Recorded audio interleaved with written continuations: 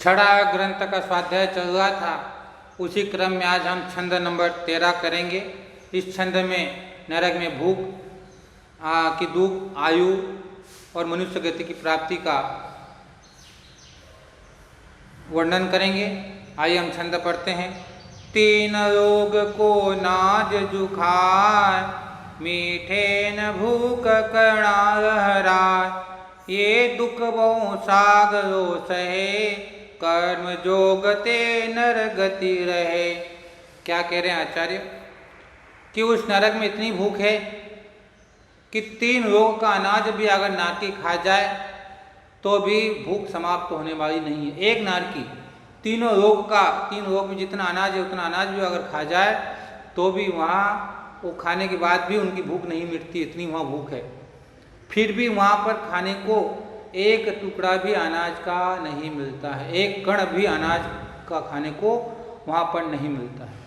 और ऐसे दुख नारकी बहुत सागर, कई सागरों तक, यानी अधिक से अधिक 33 सागर तक, अधिक से अधिक 33 सागर तक ये दुख वहाँ पर भोगता है ना। और फिर किसी कर्म के उदय से ये मनुष्य गति को प्राप्त करता है। कोई शुभ कर्म का उदय आ गया, कोई अच्छे कर्म का उदय आ गया तो फिर ये वहाँ से निकल कर के मनुष्य गति को प्राप्त करता है।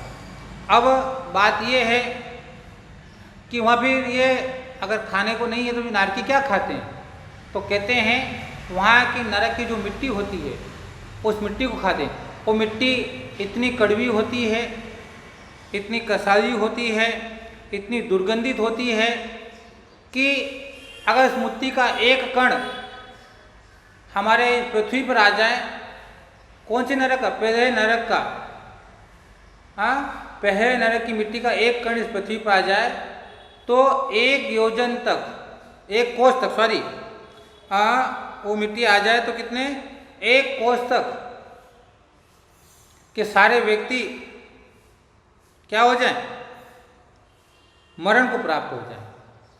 दूसरे नरक का मिट्टी आ जाए तो 1.5 कोस, तीसरे नरक के आ जाए तो 2 कोस, ऐसे आधा कोस 7वें नरक तक बढ़ती जाएगा।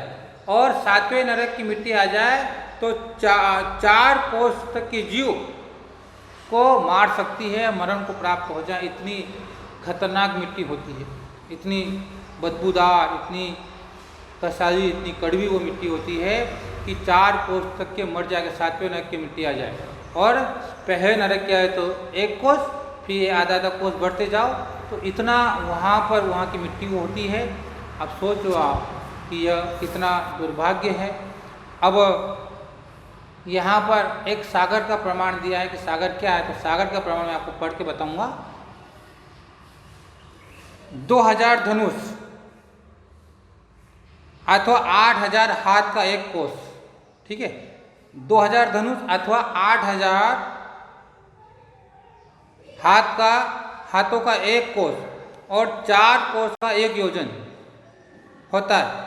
ऐसे 1 योजन लंबा, चौड़ा और गहरे गड्ढे को उत्तम भोग भूमि के उत्पन्न 1 दिन से 7 दिन पर्यंत के मेंढक के मेंढे के बाल लेकर जिसका दूसरा टुकड़ा न हो सके इतने छोटे टुकड़े करें और उन रोम खंडों से भर दें, ठीक है ना।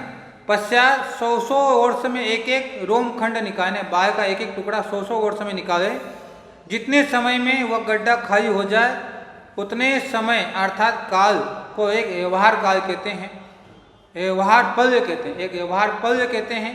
व्यवहार पल्य से असंख्यात बड़ा उद्धार पल्य और उद्धार पल्य से असंख्यात गुणा बड़ा अद्धा पल्य होता है ना। 10 कोड़ा-कोड़ी व्यवहार पल्यों का एक व्यवहार सागर होता है और 10 कोड़ा-कोड़ी उद्धार पल्यों का एक उद्धार सागर होता है। इसमें द्वीप और समुद्रों का प्रमाण मापा जाता है। और 10 कोड़ा-कोड़ी अद्धा पल्यों का एक अद्धा सागर होता है। इस अद्धा सागर से नारकी, तिर्यंच, मनुष्य और देवों की आयु आदि 8 कर्मों की स्थिति का प्रमाण भी मापा जाता है।